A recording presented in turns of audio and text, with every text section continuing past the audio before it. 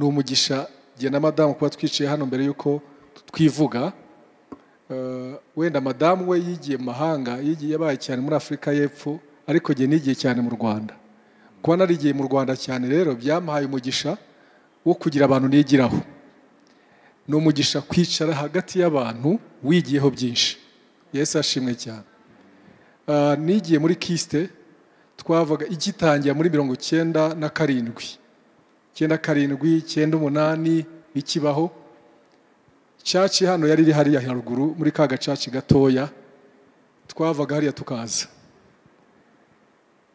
hano. Iyi church izwiho kuba abigisha b'ijambo ry'Imana, Bible teaching. So rero pastor yavuzeho kuri Rwanda Revenue nkorera yuko namutumiraga akaza kwigisha. Twahereye turi abanyeshuri tubigiraho buriya, twabigiyeho byinshi, mwaratwubatse, mukoze umurimo mwiza muri kino gihugu. Natwe turi muri abo ngabo Imana yakoze mu murimo. Hanyuma kapo twicaranye hano, Reverend Antoine yaduhereye turi abanyeshuri muri kaminuza, ajya muri GBI. Turi abanyeshuri, harimo abantu babaye muri GBI bari aha ngaha babizi. Akaza kaduforoma, mbese baratumentarinze kuva aho ngabo twigisha kutatinda amakoridoro, kubaha Imana, kugenda byinshi cyane bigufasha mu kwiga, bikagufasha mu gukunda Imana, bikagufasha mu kumenya umuhamagaro kandi utajenjeka. Ubwo rero kwicara hagati y'abo bantu bibara amahirwe adasanzwe. Turabishimiye, turabakunda, ni umugisha udasanzwe. Imana ibaha umugisha cyane. Nitwa Muyango James, niyo official mu byangombwa nushaka Jimmy ntuzamubona. Ni Muyango James, ariko irizwi cyane ni Jimmy.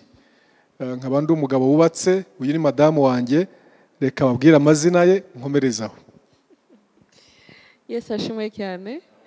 Yes, nange nitwa Umulisa Sandra, madame nine wa Pastor James Muyango. Tukaba kandi twahawe umugisha wo kubyara abana 6.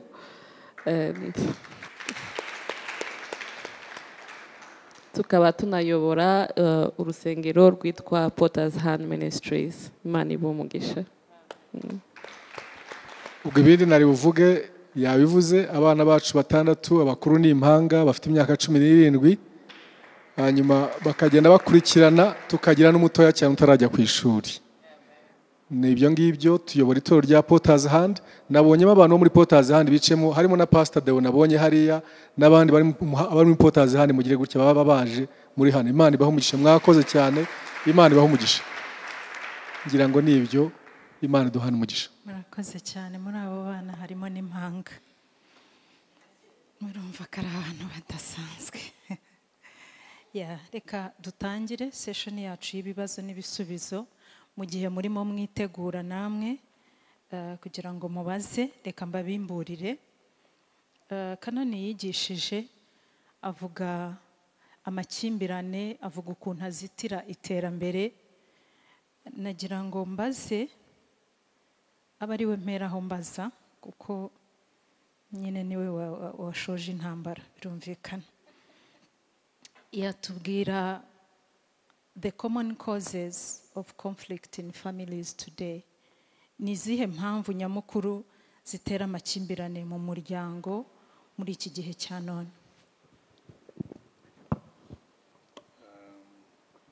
Reka ngerageze kuba theoretical. Ubwo wavuze ko wize ibintu bya conflict management wanteye ubwoba. Undi hari igihe umuntu avuga ati reka abanimba tekinika ntibari bubimenye. Ariko ubushakashatsi bwakozwe butondeka ibintu bikurura amakimbirane mu miryango. Ikiza ku mutwe kuri list, icyambere gikurura amakimbirane mu muryango ni ugucana inyuma, unfaithfulness, so ubuhemu. Amakimbirane akomeye ariko asenya imiryango, ndavuga tera na divorce. Ubuhemu nibwo buza kuri liste hejuru, kuko hari ibintu abantu batihanganira, baba abagabo baba abagore, cyane cyane abagabo ntabwo bihanganira unfaithfulness, ubuhemu, gucana inyuma. Ikiza next on the list ni ikintu cyitwa imicungire y'umutungo, kumenya kuwusangira, kumenya kuwufatanya, kumenya kuwutondeka. Icyo ngicyo kiza ku murongo wa 2. ikiza ku murongo wa 3 ni ikintu cyitwa imico mibi. Donc hari abantu bagira bya bindi Paulo yanditse mu ba Galatiya ibice 5 umurongo wa 19 akavuga ngo abantu bagira amakimbirane, bagira amashyari, mbese wa muntu ukubihiriza ntabwo yasambanye, nta kibazo cy'imitungo ihari, ariko arakubihiriza tu kakubihiriza ugataha ugasanga yakambije agahanga, yaba ari umugabo yaba ari umugore. Icyo kintu cyitwa character, donc imico mibi. Icyo ngicyo kiri mu bintu. Hari rero n'abandi icyakane, hari ibintu bitagaragara nk'ubundi nk'ibintu byasenya urugo, ariko kubaho ubuzima butagira icyerekezo. Ugasanga ni umuntu uri aho utagira icyerekezo, wanamubwira utari ko tugenda ukagwira atari ku kiteka ryose ushaka kwihuta. Bene wa muntu mbese uri aho ngaho bavuga ngo ubaho ubuzima buri vegetative, wumva atagutera umwete, ubundi nta ngeso aba afite. Tubyiga nabonaga bikabije, ariko noneho muri counseling ngenda mpura nabyo. Kambaye nk'urugero rwa bene ibyo, umugore umwe yigeze kumbwira ati pastor, ati hari ikintu ndambiwe. Urambiwe iki? Ati ndambiwe gutunga abahungu 3, 2 nabyaye n'umwe wandongoye. Ndabwira nisobanure neza, ati umugabo wanjye, ati ni wa muntu iyo mubwiye ngo twicare dutekereze ku iterambere ry'urugo, ambwira ngo ariko iteka ryose ngo ubungubu kuki uhora ugaye ibyo twagezeho, ngo ubungubu urabona hari icyo tubuze.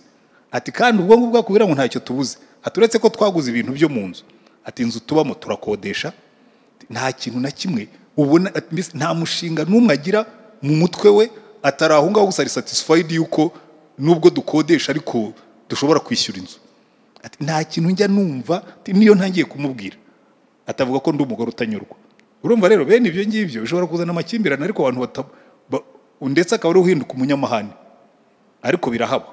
Bishobora kuba ku ruhande rw'umugore, uretse ko iyo ugize Imana bikaba ku ruhande rw'umugore. Ntabwo bisenya cyane, ko hari n'abagabo babikunda, bene b'abagore baba bari aho nyine babaye si bwana, yamubwira ati tujye kugura ikibanza, cyangwa akaza akamubwira ati hari ikibanza naguze ikabuga, ati sawa nta kibazo. Ariko yari umugore wabikoze, umugabo ahita avuga ati uno mugore ni usigaye yambaye ipantaro yewe yanyambitse ijipo, bikaba ikibazo. Iyo nayo nindi mpamvu igizana amakimbirane no muri context y'u Rwanda birahaboneka. Ibindi wenda bya nyuma ni ibintu byo kutitaho. Ugasanga wenda umugabo n'umunyamwanda, cyangwa se umugore iyo bibaye umugore ho biba bikurushaho. Umugore w'umunyamwanda pe, ugasanga urugo rusa nabi, ibintu bisa nabi, abana basa nabi, nta kintu yitaho. Ibyo ngibyo impamvu babitondeka batyo nuko nk'ibyo bya nyuma. Umugabo ashobora kubona ko umugore we wenda atazi kwita ku bintu by'isuku, ariko at the end of the day uyu mugore nta ngeso mbagira, reka ibi bintu by'isuku nge mbyitaho giwe mbwira abakozi bagira. Ariko ubundi biragorana, kuko mu by'abagabo bakunda niyo domestic support, abagore bazi kwitaho bakita no ku ngo zabo. Ibyo rero urebye ubwo ntondetse iby'ingenzi bigaragara. Rero ubundi n'ibindi byose uzabona uzabisanga muri ibyo 5. Top of the list: ubuhemu, gucana inyuma, ubusambanyi. Kandi iyo mvuze ubusambanyi ntimwumve kuryamana, kuko no muri kino gihe ibintu bisigaye biteje ibibazo ni ubusambanyi bwo kuri telefone. Ubusambanyi bwo kuri telefone bukura bute? Abantu bagacatinga gusa, bagacatinga. Umugabo wenda reka bari giye wishyira nigira umunyabyaha, kuko Jimmy wenda bizi ni intungane. Ugasanga wenda giyewe na Sandra dufitanya gakungu, nkajya mucatinga bure ko Sandra rwose iyo nkubonye mbona usa neza, uri mwiza. Sandra nawe ugakanyandikira kandi ariko wowe wabaye ute biki byose, nkabwira Sandra buriya ntabwo byumva, niyo ndyamye wanjye mba nkutekereza. Ukabona umuntu w'umugabo yazakonaringa umugore akamubwira ati rwose ibi bintu ubamo ni biki, ngo ariko se arubwo wigeze ubona dusambana, ngo ibintu ni ibintu bya chat gusa. Reka nibwirira abagore bene izo chat ntimuzazikinishe rwose. Uzi ko nari nimo gukansaringa urugo rumwe, nta nubwo umugabo aba mu Rwanda, aba mu kindi gihugu hanze, ariko yaje gusura iyo family bakajya bacatinga. atashye asubiye iwabo kajya acatinga umugore ati nabonye umugore udasanzwe, uri umugore w'igitangaza, bitangira kurenga bigera ahantu atangira kumubwira n'utundi tugambo ntari busubiremo hano. Umugabo aragenda byose arabikoporora avuga ati pastor mbwira ukuntu umuntu abana n'umugore w'indaya nk'uyu. Ndabona si umugore wawe ntabwo ari indaya, ni indangare. Atoya ati ubu ngubu uyu mugabo yabino ntiwaba barabirangije. Mujye mwitonda. So iyo mvuze ubusambanyi n'ibyo birimo, no kohereza na za nidite kuri telefone. Ibyo ndimo kubabwira ni ibintu ndimo kubaburira kuko birahari. Ukabona umugabo yamwandikiye ngo ifotore ngo wambaye ubusa ngo unyoherereze, woherereza nidite undi mugabo utari umugabo wawe. Kandi abo bantu babasenga, uyu mpamvu natangiye mbabwira nyamara abantu bamwe dufite b'abanyedini batarabarokora by'ukuri. So icyo ni icya mbere. Icya kabiri ni bya bindi by'umutungo, kumenya kuwusangira. Cya gatatu by'ingeso mbi. Icya kane cy'ibintu nakwita ubunebwe cyo kutagira icyerekezo, ntugire gahunda. Icya gatanu ibyo bintu by'isuku n'umwanda n'ibindi. Urebye ibintu bisenya ingo birikubiye muri iyo package y'ibintu bitanu. Ndabona madamu ngira ngo ashaka kunyunganira. Ndabizi ko nawe ajya aba muri counseling. Reka murakoze. Icyo nendaga kongeraho ni gito, kuko ibisenya ingo ni byinshi, kuko n'ubundi ntabwo tuba duhuje, umugabo n'umugore ntiduhuje, uretse ubuntu bw'Imana iduha guhura tukaba umwe, ariko ubundi ntabwo tuba duhuje. Ntitwarerewe hamwe, ntitwabanye, ntitwakuranye. Ikindi kandi umwe ni umugabo undi ni umugore. Rero hari icyo wenda atavuze muri bya bindi, hari ikintu cyitwa kutita ku marangamutima ya mugenzi wawe. Icyo nacyo ni ikintu gikomeye cyane cyane. Abagabo babumva ko byoroshye, ariko abagore barabikomeza cyane, kutita ku marangamutima. Hari umumama umwe twaganiraga arimo ambwira ati umugabo wanjye wagira ngo ni ibuye. Iyo ntashye nkataha nagize ibibazo mu kazi nkatangira kubimubwira, atangira kumbwira ngo ariko ibyo bintu biroroshye, akabyoroshya, cyangwa se ngo ntamuha amatwi, ntamwumve. Ati kandi nta kindi mba nkeneye ko ambwira ngo yo pole sana, ako kakande mu mutima. Atari kugasanga ntabyitaho. Wumvaga bimubabaje cyane cyane, ndetse yumva batagihuje. Rero ibyo bishobora kuzana amarangamutima, nubwo n'abadamu bashobora kumera batyo, ntiyite ku marangamutima y'umugabo we. Ibyo bishobora kubasenyera rwose, kandi nta kindi cyaha kiri inyuma y'ibyo ngibyo. Icyo gusa kubera ko utamuteze amatwi, kubera ko utamwumvise, cyangwa ngo unamufashe umusengere umukomeze mu bihe nk'ibyo, ugasanga bishobora kubasenyera urugo. Nicyo nendaga kongeraho, nubwo hari byinshi cyane. Communication ifite ruhari ki mu guhembera amakimbirane itagenze neza? Communication nayo irakomeye kuko ikunda kwinjirira no muri izo emotions. Ibiganiro ubundi nibyo bikemura amakimbirane, ni nk'umuti. Navuga ngo nirwo rufunguzo, ni umuti wo gukemura amakimbirane, kuko nta rugo rutabamo amakimbirane. Kandi amakimbirane si ikibazo, kuko ni ukuvuga ngo ntabwo duhuje ibitekerezo. Dushobora kwicara ntiduhuze ibitekerezo, ariko twaganira tukarangiza dufashe umwanzuro.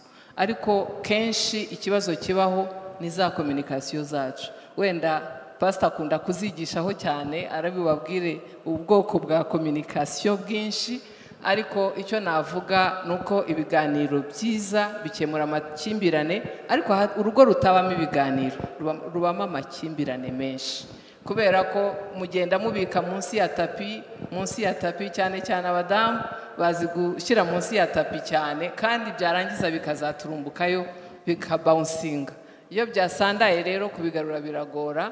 Niyo mpamvu ubundi iyo mwagiranye ikibazo na Bibiliya iratubwira ngo ntibukire tutabikemuye. Burya impamvu nuko Bibiliya yanga ko tubishyira munsi ya tapi, kuko ibizi neza yuko bizaturumbukayo bikamera nabi. Niba mwagiranye ikibazo nimugoroba, ntimuryame mutabikemuye. Niba mwabigiranye mu gitondo mukajya ku kazi, umwe yarebye hariya undi areba hariya, nimutaha ntimukarenzeho, ko kurenzaho Abanyarwanda bo baravuga ngo umurenzaho wera ibijumba, ariko barabeshya.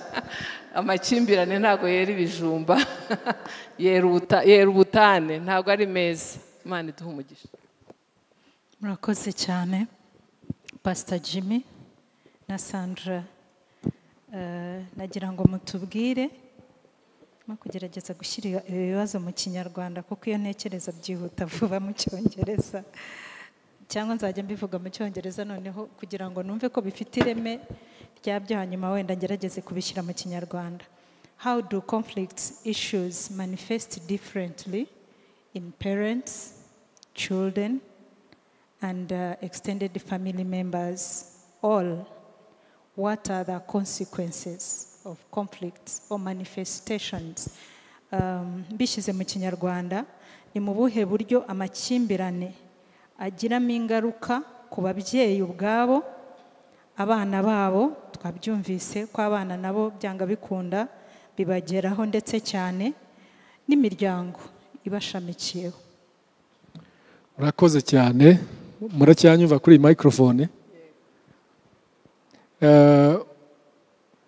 Natekereje ku nyito, numva wenda hano dufite mwarimu twemerewe gukora ubugororangingo, aho kuvuga consequences za conflict tukavuga consequences of unresolved conflicts.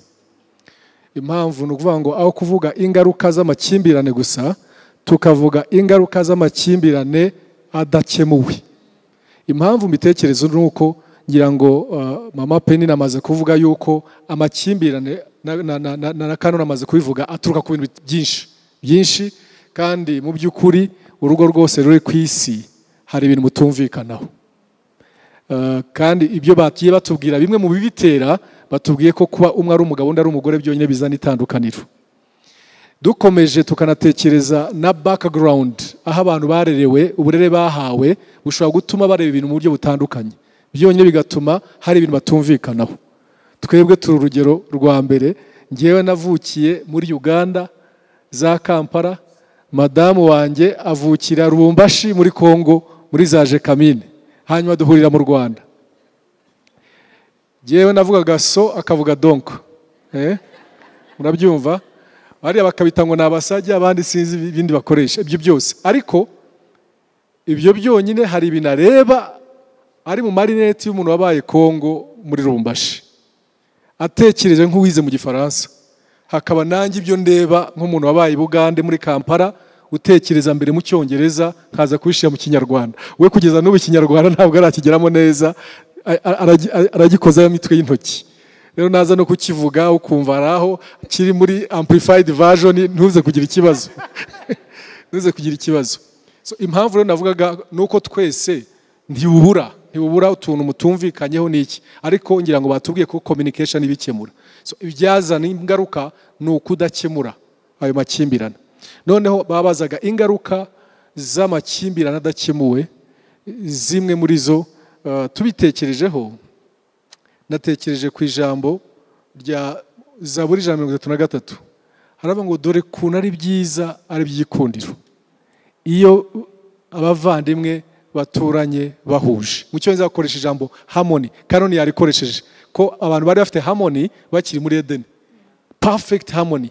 None akavuga ngo dore bimeze, bakavuga ibintu bitandukanye. Cyangwa bavuga ngo dore kuntu ari byiza ari byikundiro, c'est agréable, si byose ni byiza n'ibyigikundiro. Murumva Lubumbashi ko nanjye yangezemo. Ni byiza n'ibyigikundiro ko abavandimwe baturana bahuje, ngo bisa n'ikime cyo ku musozi wa Herimoni. Muri version y'Icyongereza yitwa New Living Translation yavuga ngo it is as refreshing as the dew on Mount Hermon.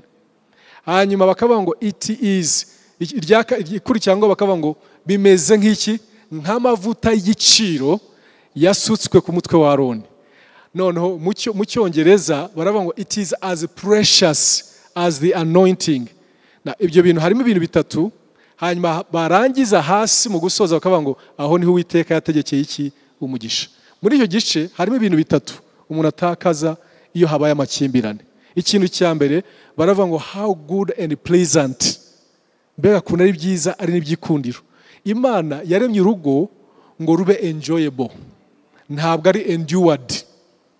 Hari igihe tubana mu buzima ari ugushinyiriza mpaka mushaje, kuko itegeko rivuga ngo muzabana akaramata mukabana mushinjira iryinyo ku rindi, gushinyiriza. Kavuga uti yaba atari itegeko ry'Imana uyu muntu ntabwo mba nkiri kumwe nawe, ahubwo yaba Imana yamwandururaga, kuko itegeko rivuga ngo nagenda nzaba batuwe, ugasanga niko mubayeho gushinyiriza. Ntabwo Imana yaremye urugo tugomba kubana ari ugushinyiriza gusa. he created that we might enjoy, turyoherwe urushako. Niba ari umugambi w'Imana, ngira ngo nibyo kanoni yatubwiye ko muri Edeni babanaga bishimanye, batishishanya, bambaye ubusa, banezerewe, bafite, they were enjoying. So icyo dutakaza iyo hari amakimbirane unresolved, twaba no mu rugo ntidukore divorce ariko tukaba twenduringa tutaryohewe. How good and pleasant, cya kintu cya enjoyment kigatakara.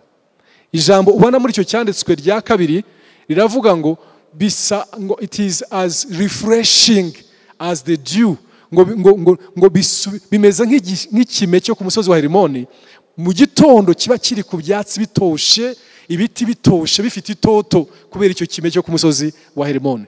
Urugo Imana yaruremye ariho hantu dushobora kuba refreshed nyuma ya stress z'akazi, za business n'intambara twiriwemo mu kajagari kenshi. Waza mu rugo ukaza ku musozi wa Herimoni, hakaba hari ikime cyo ku musozi wa Herimoni, haba refreshing kaba. Iyo habaye unresolved conflict rero ntabwo haba refreshing, ahubwo haba mahwa, ugatangira gushaka ahantu utinda aho kugira ngo utahe mu rugo. Bamwe bakajya kureba umupira, abandi bagashaka n'ibiterane bitari ngombwa, igiterane cyo muri stade, igiterane, ariko ibyo biterane mu by'ukuri ari ukubyihishamo, kuko mu rugo nta kime cyo ku musozi wa Herimoni. Ahakabaye refreshing, habaye ahantu ahubwo hagukamura, urinjira ukumva ugiye mu mahwa. Ijambo rya gatatu ngo it is as precious as the anointing yasutswe ku mutwe wande wa Aroni. Ari amavuta bavuga uyasoma mu gitabo cyo gutegeka kwa kabiri. Oya ni mu Kuva ibice 30 actually. Kuva ibice 30 Imana ibwira Mose ngo akora ari amavuta bazasuka ku mutwe wande wa Aroni. Yamuhaye ibintu bingahe? 5 bagiye kuvanga, none bikaba ari byo bivamo iyo yitwa precious anointing. Ibyo bintu mbizi mu Cyongereza ariko mu Kinyarwanda nabwo murabyumva. Harimo icyo bavangaga cyitwa cinnamon, hari icyo bita myrrh, hari icyo bita olive, hari icyo bita acacia, hakaba n'icyo bita ken. Ni ibintu 5 bavangaga, bamara kubivanga nihabe hakiri izina ryitwa olive, nihabe cinnamon, nihabe kane, nihabe ziriya byose ari amazina yandi, hagasigara ikintu kimwe cyitwa ngo the precious anointing. Byavuye muri bya bintu Imana yagennye ko mu rushako haje Sandra uvuye Rubumbashi agahura na Jimmy uvuye muri Kampala, bahura bakazahinduka umwe, nihongeye kugaragara Sandra cyangwa Muyango, hagaragaza precious anointing. Kintu cyiza ni hybrid, akabamo hybrid. Wagera mu rugo rwabo ugasanga harimo hybrid, wareba uko ruteye ugasanga ntago ari Jimmy anymore, nta nubwo ari Sandra, ariko harimo hybrid. Niyo precious anointing. Rero ikite amakimbirane n'ukwanga kwirekura ngo nawe yirekure tuvemo hybrid. Nashaka gusigara jye n'utwanjye n'imyumvire yanjye n'imirebere yanjye, twariye imyumbati tukarya kawunga n'ibishimbo, ibintu by'imizuzu ntukabizane hano jye simbishaka, none ugasanga ntabwo haraba hybrid. Ariko mugira hano isombe ugasanga urayirya, utararyaga isombe ukavuga urarya imizi y'igiti, urye n'ibibabi byacyo, ugasanga murabirya. Mwageze kuko wavuye mu kuba cinnamon, kuva muri olive hajemo hybrid, precious anointing. Ariko iyo hari amakimbirane atari resolved, ntabwo iyo precious uyibona, usigara muri cya kintu cya segregated backgrounds, segregated people. Ngira ngo nabangarukiye aho ngaho, ariko nibashaka kongeraho. Sandra, nagira ngo atubwire ingaruka noneho ku bana bakomoka kuri uwo muryango ufite unresolved conflicts. Yesu ashimwe cyane. Ingaruka n'ubundi kanoni yabivuze, yabisobanuye neza cyane, ariko n'ubundi ni ukwica cya gishusho Imana yari dufitiye n'ubundi ku muryango from the beginning, kuko tutakaza ubushake bwayo, dutakaza ubwiza bwacu n'umuryango biba affected nini n'ubundi no ku bana tuba twabyaye ukabona nibyo Kanoni yavuze abana batangira gushaka nine mbese guhunga urugo kutashaka kuba mu rugo kutashaka kwiga kutashaka gukora ibintu nine mbese bya bindi bituma kugira ngo urugo ahubwo ikwiye kuba ari ahantu ya unity aho mwese mutaha mukaba united mukaba hamwe mukishimana abana bakifuza rwose kabisa bavuye ku ishuri bakirukanga bataha mu rugo bishima bazi yuko aho tugiye kubona dadi tugiye kubona mami tugiye kubana hamwe dusangire ku meza hamwe ariko ukabona ahubwo shwi batangiye kubihunga cyangwa n'umugabo yabivuze nawe ukabona umugabo yahisemo kugira gute kutinda hanze kujya n'inshuti ze hanze mbese mutangiye gutandukana kuko buri muntu ntabwo agishaka kubana n'undi iyo separation cyangwa ubwo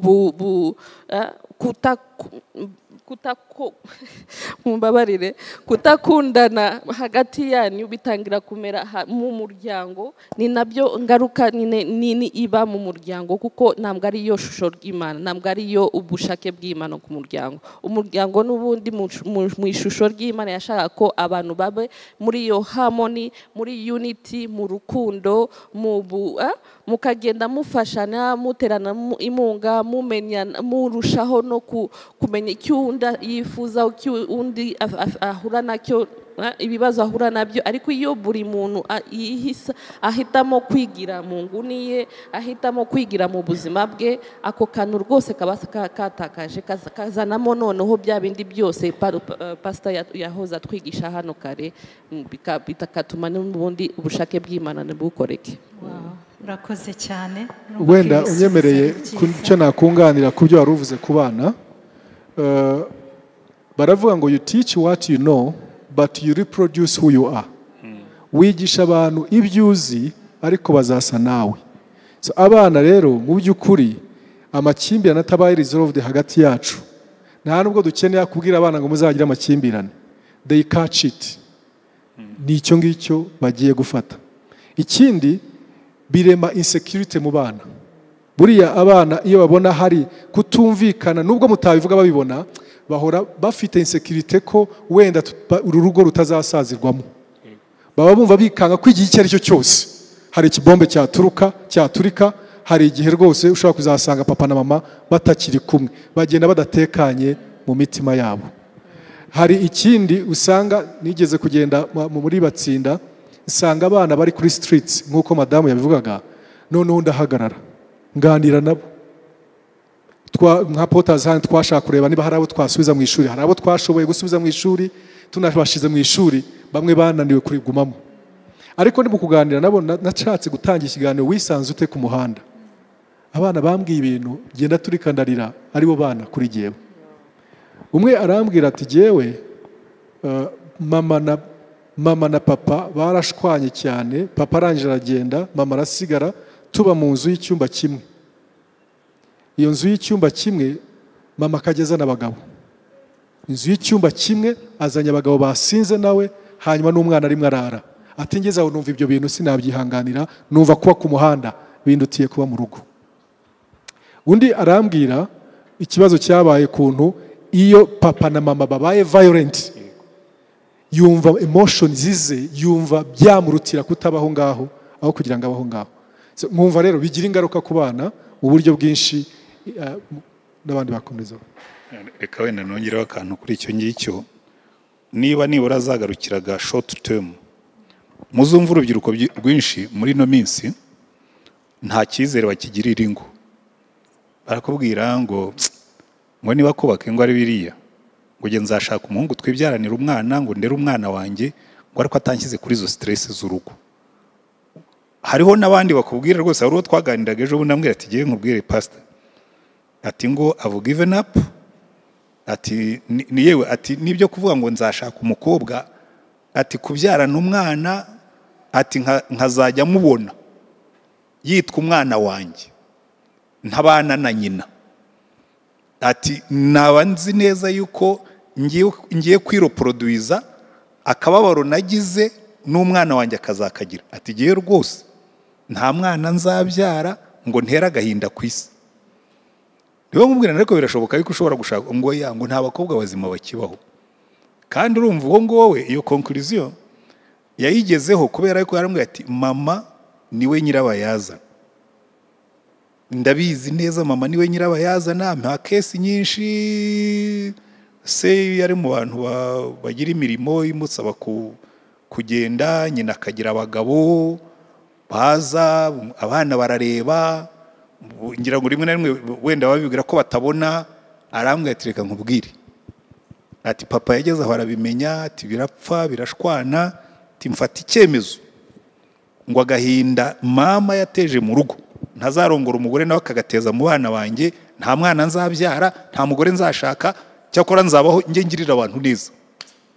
Urumva rero donc izo ni ingaruka turimo kubona mu rubyiruko kubera imibanire mibi yo mu ngo. Ntimuzanavuge ngo wenda ngo nukubera abagore cyangwa abagabo, impande zombi usanga harimo ikibazo. Ndabona madamu nawe ashaka icyo nenda kongeraho nuko abantu bashobora kubyumva bakavuga ati ko twagerageje ko dushoboye tukarera abana, ariko bakaba baranze baranatunaniye kubera ko muri iki gihe ntabwo uburere buva mu rugo gusa, buva no ku ishuri, buva kuri televiziyo, buva kuri internet, buva kuri social media, burava ahantu henshi. Peer pressure nayo irimo iratwangiriza. Rero ejo hatagira umwana ubyumva akavuga ati nta cyo bazajya bavuga ngo byavuye iwacu, kandi ari we byaturutseho ku giti cye kubera peer pressure, urungano cyangwa se za social media cyangwa ibindi bintu yaba yarijanditsemo. Ababyeyi bakagerageza, bakinginga, bakigisha, bagasenga, ariko ntibikunde. Hatagira n'umubyeyi wabyumva akavuga ati ariko giye ko nagerageje bikanga kandi ntako ntagize. Rwose Imana niyo iturerera, ariko natwe tugomba kubigiramo uruhare runini. Ibyo bavuze byose ni ukuri, ingo zifite amakimbirane zigira ibibazo, abana bakavamo bafite ibibazo, ndetse n'iyo bagiriwe ubuntu bagakizwa usanga bibakurikirana. Ugasanga umwana ahora muri counseling kubera ko bya bindi za background ze aho yabaye byaramwokamye. Ariko Imana ishimwe ku bwa Kristo, Yesu ni umucunguzi, n'uwavukiye muri urwo rugo haracyariho ibyiringiro, kuko Yesu ajya akata iyo migozi bigasigara inyuma, ibya kera bigasigara inyuma, ukaba mushya, kandi n'urugo rwawe rukaba rushya, n'ibizakurikiraho byose bikaba bishya, kuko Yesu ni umucunguzi. Numva ari aho ngaho nari ku. Amen, amen. Murakoze. Aba bantu ni mubaha amashyi menshi. Yesu abaha umugisha. Baracyakomeje n'ubundi, nagira ngo twakire ibibazo bituruka muri audience. Ne gukomeza kubaza njyenyine, mikoro zishobora kugendanwa niba ari nkeya aho ngaho mwaza mugafatiye. Umuntu ufite ikibazo zamura ukuboko bakugezeho mikoro. Hariya ahari inyuma, bibiri nibyo gusa, bitatu.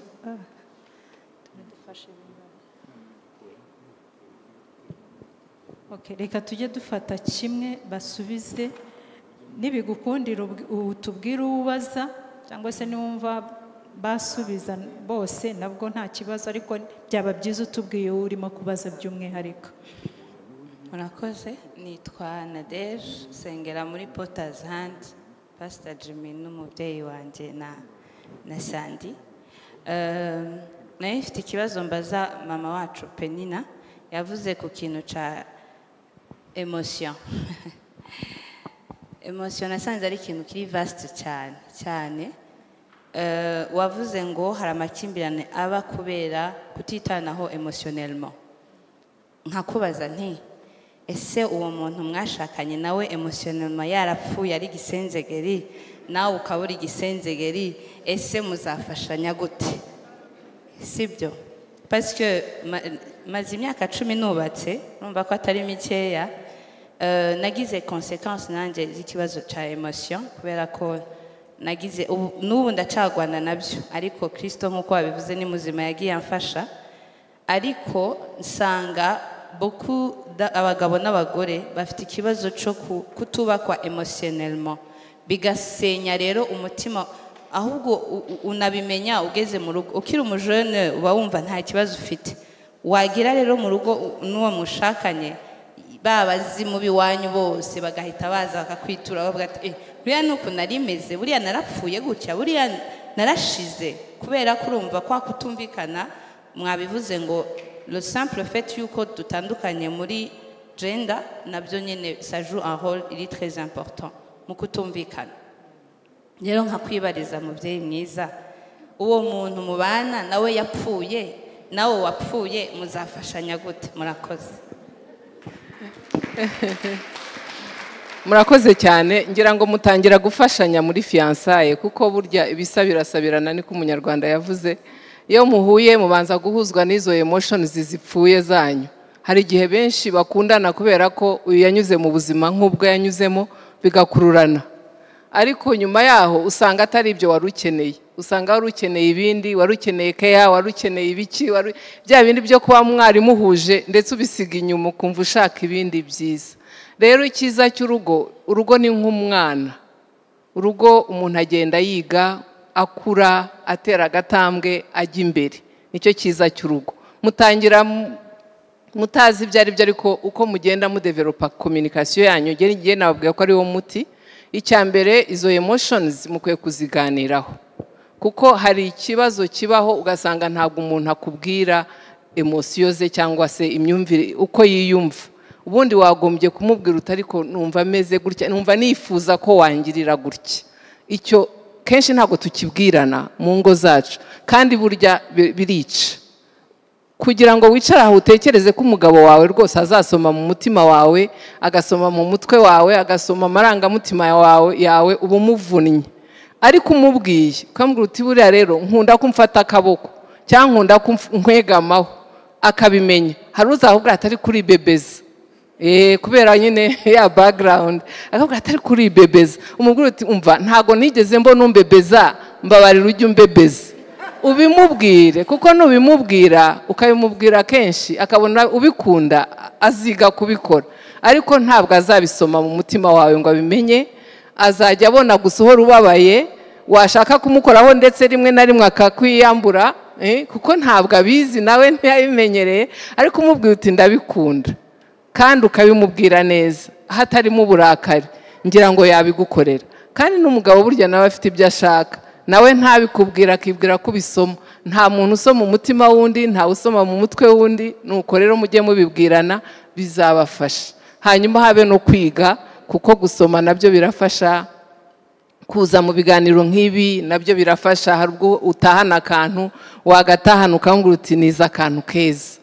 Hari ako uzakora kubaza ati sibi wabikuye, ujye umubwira uti nabivanye muri eglise, nabivanye aha n'aha, nabivanye aha n'aha. Muganire. Kuganira niwo muti wa emotions. Murakoze. Murakoze. Mama Jiri. Yesu ashimwe. Nitwa Jiri nk'uko babivuze, wa mwiza.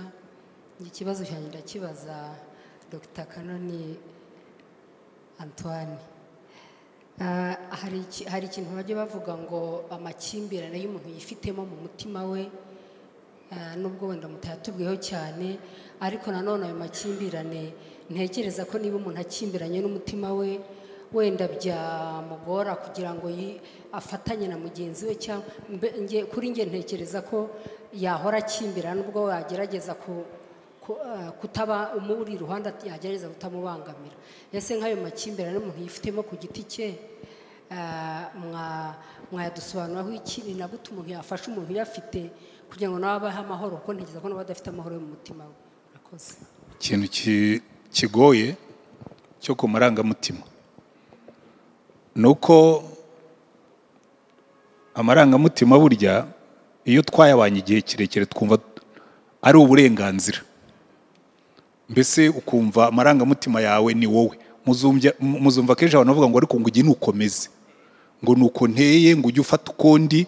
Hariho n'abantu barimo babyigisha bakavuga ngo ubundi ngo ntabwo wagombye kugerageza guhindura mugenzi wawe, ngo wowe ngo ujye umureka uko ari, ngo hanyuma wowe uhinduke. Ariko biriya Pastor Jennifer yavugaga bya emotional intelligence. Emotional intelligence bese kumenya kugenzura no kugira ubwenge mu marangamutima. Reka ariko bari uko mbihindura, habamo ikintu bita self awareness, mbese kwimenya. burya na Bibiliya niko itubwira, mbere yuko ushobora kugenga amarangamutima yawe cyangwa ugafasha abandi, nuko wiga ikintu cyitwa kwimenya, kuko akenshi twebwe ntabwo twimenya. Usanga umuntu akubwira ibintu akavuga ati ariko jewe ibi bintu birambangamira, utubwo ntunkunda, kuko niba wankundaga wanyakira uko ndi. Ariko burya Imana yo ntabwo itwakira uko turi, iratwakira n'ibyo tuzanye byose. Akavuga ati ariko nakwakiriye, ariko biriya ndashaka kubireka. Icyo nicyo duhamagarirwa. Niyo mpamvu buriya urugendo rwa gikristo, Imana irakubwira ngo rinda umutima wawe kuruta ibindi byose birindwa. Mu yandi magambo bivuga ngo monitor your heart, mujye ukontorora, urebe muri wowe imbere, noneho urebe niba amarangamutima ubitsemo ahura n'imbuto z'umwuka.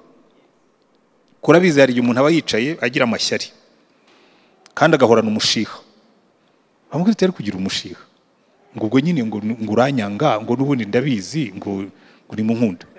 Kandi atari ko iyo uvuze uvuga nabi, ngo nyine ngo ndabizi nyine, ngo n'ubundi niko mbona, ngo ufiteho negative opinion. Noneho aho kugira ngo umuntu yicare yibaza atari ko ubu koko abantu bose bamubona ndi mubi, buriya sinshobora kuba koko mfitemo, kuko iyo usoma Bibiliya umwuka arakubwira ati hari ibintu ugomba kureka, nta nubwo ukenera n'abandi bantu ko babikubwira. Hari ibintu ugomba kureka ukavuga ariko ibi bintu ntabwo iyi mbuto ari iy'umwuka, iyi ni iya kamere. Niba ugira ururimi ruhanda, hari abantu bagira ururimi ruhomahwa, agahanda pe, ukamenya ngo ibi bintu bishobora kuba ari ikintu cyitwa self awareness. Na bya bindi byose nahoze nanavuga ngo abantu bagira by'ubunebwe n'iki, muri ibyo bya emotional intelligence harimo ikintu cyo kwimenya, ukavuga ariko wa mugani ushobora kuba ngira n'ubunebwe muri jewe. Akazamo ikintu cyitwa self motivation, kwitera umwete, ukikubita ukavuga ngo ya reka ninyagambure nikubite. Rero icyo kintu cyo kwimenya, cyo kwicara ukirunguruka mu mutima imbere, ukareka umwuka akakurondora, niyo nzira. No muri counseling, mu bujyanama, ngira ngo uriya mushiki wacu ikintu yavuze, hari igihe usanga koko hari amarangamutima yapfuye, kuko cyane cyane nko mu Rwanda, reka nyongereho kuko iki kibazo kirimo kiranagaragara muri iyi minsi. Hari abantu benshi bacitse ku icumu rya jenoside yakorewe Abatutsi, cyangwa se banavutse no mu miryango yahitanywe n'intambara, kuko burya twagize ibibazo bibiri. Rimwe na rimwe twita kuri jenoside yakorewe Abatutsi, ariko ntitwibuke ko harimo n'abagize ikibazo cy'intambara. Ko buriya abantu bahunga, hari abantu benshi bapfuye, abaguweho n'amabombe, abishwe na za korera bageze Kongo, abishwe n'amashyamba ya Kongo, n'ibindi n'ibindi. Noneho ugasanga umuntu yarireze. Muri ibi bintu bavuga bya emotional intelligence, hari ikintu bita emotional account. Ugasanga amarangamutima ye ntabwo yigeze agaburirwa. Mbese icyazi ni uguhangana n'ubuzima, azi gushinga iryinyo ku rindi, azi gushihura ubuzima, akabufata n'amenyo n'inzara. Noneho yajya gushaka akavuga ati ngende ndashaka umuntu duhuje ibibazo uzanyumva. Wa wundi ashatse nawe emotional account ye iri kuri zero. Mbese ni abakene babiri bashakanye. Noneho akajya yicara, ngewe njya mpura nabyo kenshi, akavuga ati numvaga uyu mugore wanjye azambera mushiki wanjye ntagize, akambera mama, ati uyu mugabo akambera musaza wanjye, akambera papa, akambera, umutegerejeho ibyo atigeze abona. Inzira imwe yonyine, reka wenda mbahe story imwe. Umugabo n'umugore baricaye aramugatumva, umugabo nashakaga si wowe.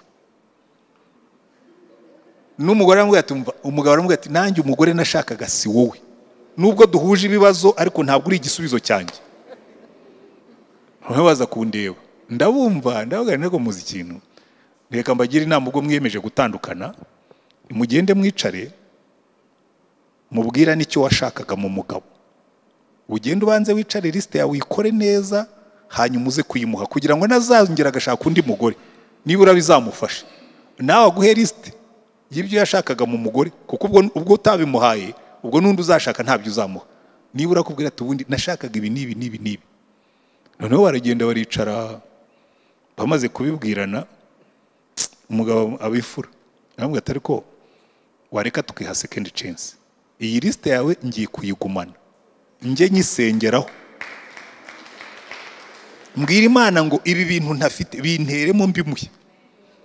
N'ubu bari kuko hari igihe burya ingo nyinshi zisenyuka kuko ntibihaye second chance ngo babwirane expectations zabo, bamwe atari ko ubundi nifuzaga ibi ngibi, ntabwo urimo kubimpa, wambabarira ukajya ubimpa nawe ukemera, ariko kuko tugomba gukosoreka impande zombi, ko burya urugo ni abantu babiri. Izi ntoki zanjye uzibwiye ngo zibe urutoki rumwe ntibyakunda, ariko ubu uzifashe ukazana icyuma ugakata inyama hano ugakata n'iyindi hano, warangiza ibyo bisebe bibiri ukabiteranya ukabihambiranya, nibitangira gukira uzasanga haravuyemo urutoki rumwe, kubera yuko kugira ngo intoki zizafatane, ubundi uzifatanije zimeze zitya niyo namara amezi 5 nukuraho cya kindi cyazikizifatanye uzongera zibe ebyiri, ariko nukata, abadogiteri muri hano ndimo ndibeshyara ntabwo byakunda, ukase hano na hano inyama ukaziteranya gutya ntizazagera aho ngaho zikaba rumwe uko zigenda zikira, kuko n'ubundi kugira ngo umugabo n'umugore bazaba umwe hari ibyo ngomba gutakaza, nawe hari ibyo ugomba gutakaza, ariko hari n'ibyo ngomba kongeramo nawe ukabyongeramo, hanyuma tukagendana. Rero emotions zacu nazo ziri muri ibyo ngibyo, hari izo tugomba kuvoma hanze, hari utumenyero tutigishijwe pe. Imyaka 35 maze mbana n'uyu mugore wanjye, hari ibintu kandi nariyemeraga, nari nzi ko ndi umugabo mwiza, buriya nuriya yahoze ababwira b'abagore bagiraga, nanjye nari mu bantu bumva kamwe nta mpamvu yuko umuntu arizwa n'ubusa, nawe twebwe ko twavutse, urumva iwacu nitwa Rutayisire, kuri wanjye yitwa Rutembesa, muri umuntu wanjye ni baru, iwabo ni baka, ni bakayitesi, ni bangutete, ni uwatese, ni uwiteto. Ibyo bintu rero twebwe iwacu nta byahabaga. Mama yapfaka afite imyaka 27 adufite turi abana 4, twagombaga kuba tafu tugahangana n'ubuzima. Rero bafata umuntu wabaye tafu akiri umwana, umuhuze n'umuntu watese akiri umwana, habayeho za adjustments nyinshi n'ubu ziracyabo. Ibyo rero kubibabwira gutya ntimugire ngo kuko hari igihe twebwe twigira beza ukumva ko buri pastor Antoine ubwo yigisha ibintu by'ingo agomba kuba ari marayika made in heaven. Rekada, jewe ndi a saint in the making. Hari ibintu mfite ngenda nkosora, ngenda ndwana nabyo, rimwe bikancika, nk'ubu ngira utujagari twanjye turi na human oriented. Ngira generosity igiteza ibibazo, generosity ku bintu byose, yaba y'amafaranga yaba igihe. Dushobora kumvikana ikintu umuntu akamamagara ati ndiyahura ninakubona, nkajya gutabara wendaga kwiyahura natanga asanga nawe atari ko wanegrije ibintu twari twasezeranye wowe ujye. Ibyo rero ugomba kubyemera ko bifite. Ndabivuga ko nzi ko benshi bicayemo hano hari ibintu tuba dufite ariko kukunda atakubwiye ko bifite, cyangwa se kubera ko wiyemera yuko nta nicyo bitwaye. Ko nkanye mba ndumva ndi igitangaza cy'umupastori ujya gutabara wendaga kwiyahura, ariko simbone ko niciye umugore wanjye gahunda. Uhura n'inyoni zose nkazishakira icyari, zimwe zikaza zikanatugora, ariko nkumva nyine ndi igitangaza Imana izabimpembera, ariko niciye abantu mu rugo. Hari ibintu bimwe tugomba kwemera yuko tuba tubifite. Naho ubundi iyo tuje hano tukigira intungane, tukigira abana jyu wamwibwira ko turi ibitangaza by'abantu, kandi rimwe na rimwe twese we are saints in the making, turi intungane Imana irimo kugenda itunganya. Uwo rero waza kuba yumva wenda afite nk'ikibazo, ntaze kwibwira ko ari we munyakibazo, ahubwo yemere ko twese turi abantu bari mu nzira yo gutungana. Noneho muze kwicara mubiganireho, mutangire kuvuga ngo burya najyaga mbona mfite bino bibazo, burya nagira ngo ndi jyenyine, naho n'abandi barabigira. Ni gutyo tugenda twigishanya, ukamenya ngo no kwa Antoine byarahabaga. Ubu twicaye hari igihe njya ntekereza cyakora we ntabwo akunda kwerekana ingeso zanjye, kuko n'igihe ugira mbiwe n'umuntu ugira ingeso nziza, ariko hari igihe nyamubwira ngo waretse tujye tuzishyira hanze abantu bamenye ko burya natwe ariko dufite byinshi twagiye turenga kubera ko twemeye ko tubifite. So ibyo mubona byanze mu biganire, reka tukomeze. Nubwo ngira ngo narishubije, nari ntazi igisubizo kirekire ku kibazo kigufi. Icyo nemera cyo nuko kwiga bihoraho, umuntu arekeraho kwiga ari uko atagihumeka, niwo munota wa nyuma wo kurekeraho kwiga. Ikindi kibazo Claudine. Mwiriwe neza. Mwiriwe. Nitwa Claudine, kwa perezida nkaba nsengera hano. ndi urubyiruko ndi ingaragu ndashimira abashumba bacu ko badushishikarize kuza mu materaniro y'abashakanye kandi ni byiza cyane. Ndashimira Antoine Rutayisire ko ibi bintu yatuganirije ari byiza, ariko hari ikibazo nshaka kubaza. Mwatubwiye ku bintu bijyanye no gukemura amakimbirane, birumvikana ni mu bubatsi, ariko twebwe urubyiruko dufite ikibazo cyo kuntu tubwo tuzadukemura amakimbirane tuvanye mu rugo tukayajyana mu rushako. Urumva ushingiye ku mateka igihugu cyacu cyaciyemo, dufite amateka yihariye. Uyu munsi uri umukobwa cyangwa uri umuhungu, iwanyu bakakwitegaho ugeze mu gihe cyo gushaka umugabo cyangwa umugore, wabashyira umukwe ukumva batangiye kukubaza ngo uriya nuwahe. Ubwo iyo bikubajije anti inyuma cyangwa anko aba ari muri ari amazuru ye wayabonye buri uri kuyareba. Ubwo tukajyana n'ikindi kibazo kijyanye n'ubushobozi. Aba basore bari aha baratubwira ngo abasore ngo turababenga ngo kubera ko bakennye, ariko wajya kureba ukabona ntabwo ari twebwe pastor tubyitera. Uba ufite umubyeyi akubwira ati uzanzanira umugabo ufite iki n'iki wubatse w'umugabo, kandi mwebwe iyo muhagaze mutubwira ukuntu mwabanye, mwese mutubwira twabanye njye n'umudamu wanjye nta kintu dufite, kandi mwebwe mugashaka ko twebwe tuzana abagabo babifite.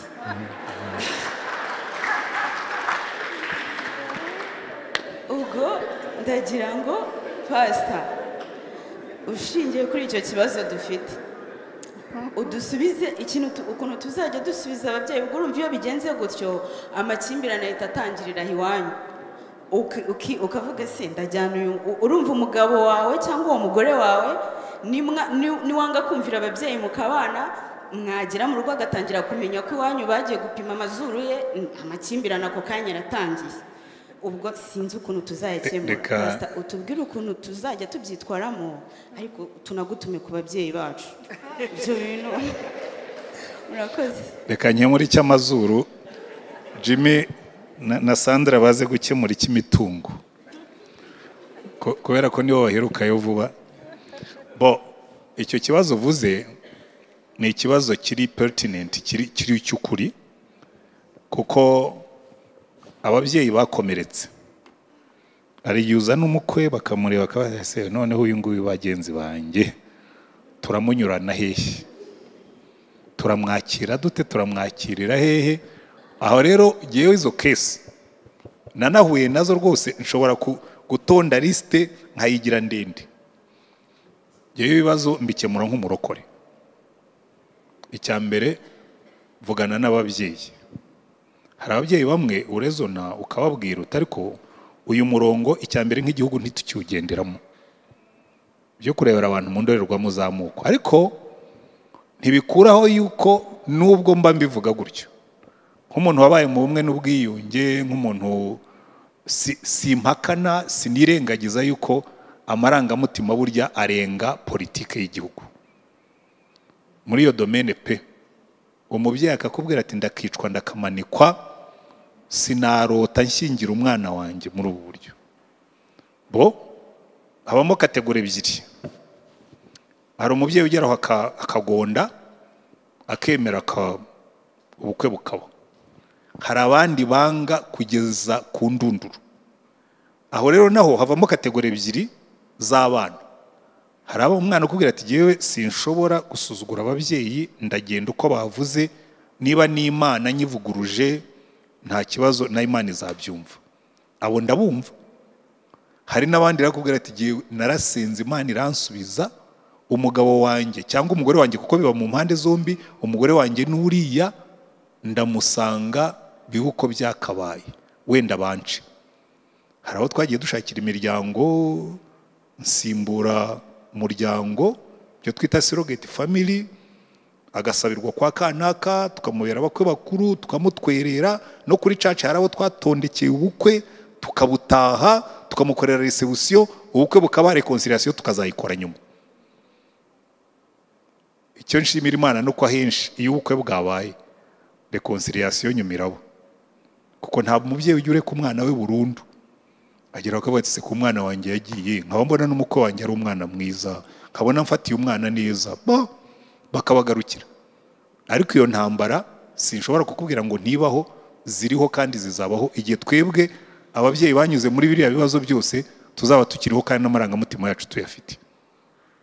Gusa njye nshima urubyiruko rwumvira Imana kuruta uko rutwumvira mu bintu byo gufata ibyemezo byo muri uwo murongo. Kujye hari ikintu kimwe nemera, ibi bintu by'ubuhutu n'ubututsi nabivuyemo mbivuyemo, nta n'umuntu nzabishyigikiramo. Niyo mpamvu ugiye rwose kuri icyo ngicyo nanjye ndi ntagondwa. Jyewe nemera ibintu bibiri, iyo Yesu yagucunguye akaba atuye muri wowe, icyo gihe nta muhutu nta mututsi uba ugihari, tuba turi abana b'Imana babiri. Ariko abantu benshi ntabwo iyo nivo barayigeraho, kandi nabo ndabumva rwose, ntawe ncira urubanza, ariko ubundi binkundiye naho twagana. Ikibazo cyawe rero wabajije kuri iyo nivo, iyo ntambara nuhura nayo, ubwo uziga ukuyirwana, wegere Yesu, nakubwira ati komeza urugendo nzagendana nawe, ko hari abana bamwe nkunda rwose nshima, abwira ababyeyi bakavuga ati kuva Yesu yarampaye umugabo ntimushobora kuntandukanya nawe, kuva Yesu yarampaye umugore ntimuri buntandukanye nawe. Icyo gihe komeza urugendo na Yesu wawe, ababyeyi bazagusanga imbere. Abenshi kugeza uno munsi couple zose nzi bigera imbere Yesu akabiroderesa, ariko byarabayemo intambara n'urusaku. Icyo ngicyo ariko rero kubijyanye n'iby'imitungo, reka ndeke na Jimmy agira icyo ababwira, ngira ngo natabivuga nkuko nashaka kubivuga wenda ndaza kumwunganiraho gatoya, ariko iby'imitungo bashobora kuba bizi kundusha, kuko uyu nguyu mushaka nta body nta money nta n'iki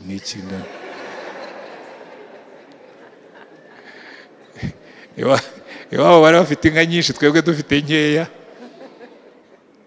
N'akantu nari gucungiraho bari bakanyambuye, ubundi wenda iyo nza nkiri umwarimu muri universite, kuko niho nabanje gukora, nari kuza ngendera kuri ka titre ka professor, ariko bari bakanyambuye banyohereza kwigisha muri tronkome, nabwo irurindo. Ubwo urumva nyine byose nako nari mfite kari kavuyemo, ariko hari ikintu nari mfite kirenze icyo ngicyo, nari mfite Yesu. Yajyaga nde mu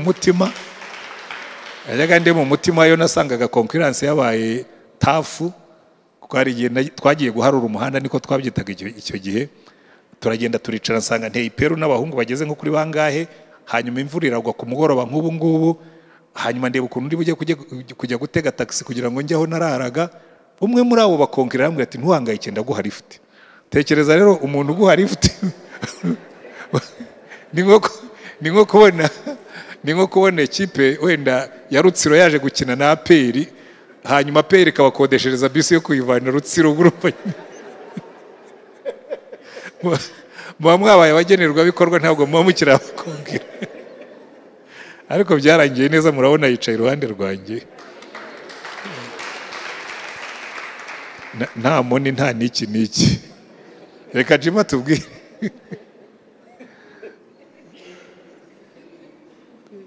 Yesu ashimwe cyane. Yamaze kugisubiza kanone. Nge ndumva icyo nabivugaho nuko buriya ni ikintu kibi kurebera umuntu aho ari uyu munsi. Ni ikibazo gikomeye kurebera umuntu aho ari uyu munsi. Wareba neza n'ureba aho umuntu agana, ni ukureba icyerekezo. So ku bantu bari mu kurambagiza, mu mwanya wo kurambagiza, ngira ngo mu rubyiruko dukunda kuganira, kuko abarokore usanga bafite ikibazo, ntago bajya barambagiza, kubera ko babashizemo ngo bazamuhanurira, bamubwira umugabo we kuntu azaza yambaye ishati y'umukara n'ipantaro y'umukara, yicare ku ntebe ya 5, ubwo naza yambaye ni wo nguwo. Ntibagire umwanya wo kunaganira, amenye ni muntu ki, atekereza ate, afite aye marekwa, akajyaza mu rusengero ashakisha ishati y'umukara n'ipantaro y'umukara, ari ku ruhande hariya, kandi batanegerana batanaganira. Iyo mbabwira ni riyo, hari umwana w'umukobwa kandi yanibyariye, ariko yigeze kumbaza, arambwira ati harya ubu ngubu nzabona umugabo, kuko hari umuntu wampanuriye ko umugabo wanjye ari umukozi w'Imana kandi hari ahamuzi. Ndabaza se mwari mwahura? Ati oya, ariko bambwiye ko ari we. Umva umuntu mutaranahura ukumva ko ari we, mutaranaganira. Nibaza ko umwanya wo kuganira ubundi hari icyo bita soul level harmony. Iyo abantu baganira hari inzego byibuze 3 mu kurambagiza, umuntu yumva ko bahuje bagiye kugana ahantu hamwe. Urwego rwa mbere ni urugaragarira abantu bose n'abapagani bazi, ni physical level, kubona umuntu akamukunda ku mubiri.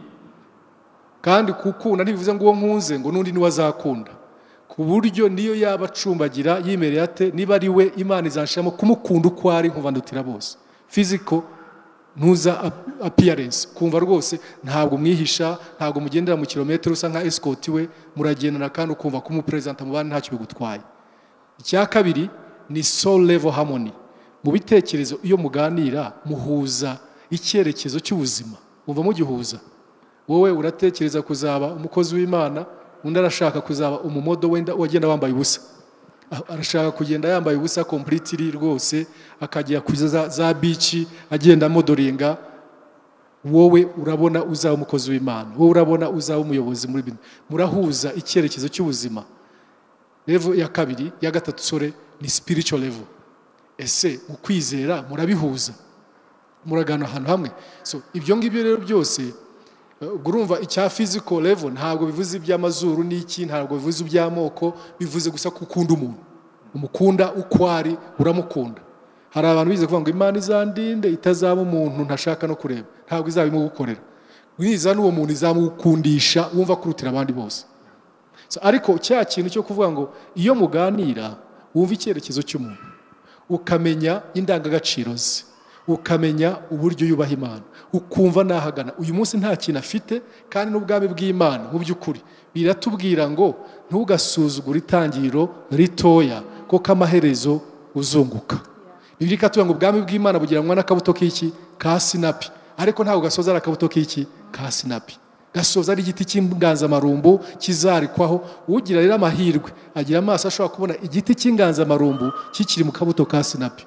Ubwo ndibaza ko ari cyo Madamu Penina yabonye muri mwarimu uza hariya nta kindi kintu afite, muri we abonamo akabuto kitwa Kristo Yesu, kazaba igiti cy'inganzamarumbu abanyamahanga n'abanyarwanda bazugamamo, abantu bashamiranye bazaza bakubakwa, akabona vision in the person. So mwaganiye n'umuntu ugasanga ntacyo afite, ariko muri we cyambere si umunebwe, afite icyerekezo cyiza. Giharaho nakubwira ni rwose uzamwirinda, na Bibiliya bivuga umuntu w'umunebwe pe, ubona neza ari umunebwe. Birava ngo umunebwe ngo agira n'umuhiga kananiye kwitamika, ngo umunebwe biramuvuga umunebwe.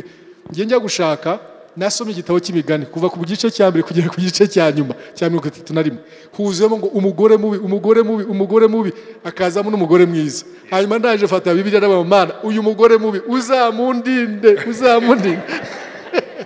Harimo abagore b'inzaduka, ngo kuba n'umugore w'intonganya ngo birutwa no kuba ahantu hameze gutya. Abo bose nkabasoma nkasurinya. Uyu mudamu yagiye kuza narasurinya Bibiliya naragize nuza. Rero uzarebe niyo nta bintu afite, ariko icyerekezo. Ikintu cya mbere nk'uko yabivuze, kuba afite Yesu, akijijwe, afite Imana. Batubwiye kanoni ngo hahirwa ubaha Uwiteka, uwo nguwo azagira umugisha. Kandi umugisha Uwiteka atanga uzana ubukire. Ntabwo ubukire buzana umugisha, ntabwo amafaranga azana umugisha, ariko umugisha uzana ubukire, umugisha uzana amafaranga. Umenye icyo ushaka mu muntu cy'ingenzi. Ababeshwa n'ibintu, ibintu biraza bikagenda. Biranatubwira ngo amafaranga ngo ajya amera amababa akaguruka akigendera akagucika. Hari iyo washatse amafaranga akagenda ubusigaranye iki, nta mugabo ufite. Hari umugore wari ufite akabari mu gihugu twegeranye. None muri ako kabari uko abagabo bagenda baza muri ako kabari, yari afite imbwa ye. Imbwa yahoraga yihindurira izina, akayita izina rijyanye n'umugabo yashatse gutuka uwo munsi. Urumva? Ariko umuntu yaza akanywa ntiyishyure, yaje abona ari umuntu w'igihangange, yambwa ikabibonye izina akayita ryake cyangwa akayita runaka. So mu buzima niba amafaranga ari ubonye mu muntu, amafaranga aragenda. Reba ubu Kristo muri we, reba indangagaciro, reba values ziriyo ko ari umuntu w'umunyamwete. Ibintu muzabikorera hamwe, muzabigeraho. Kandi n'ibinaza bikanagenda, muzaba mufite sosi yabyo, aho bituruka n'amabanga yabyo. Bibiliya tubwira ngo muri Zaburi 103 ngo Mose, ngo Imana ngo Mose yamwerekaga inzira zayo, ngo Abisirayeli ikabereka imirimo yayo. Mose akabona inzira, Abisirayeli bakabona imirimo. Mu cyongereza bavuga ways and works. Buri umuntu ufite Yesu aba afite ways, umuntu ureba mu muntu harimo ways. Nturebere muri wax izaba demolished mu gitondo, ariko ufite ways nejo azongera ashibuke. Yesu abamugisha.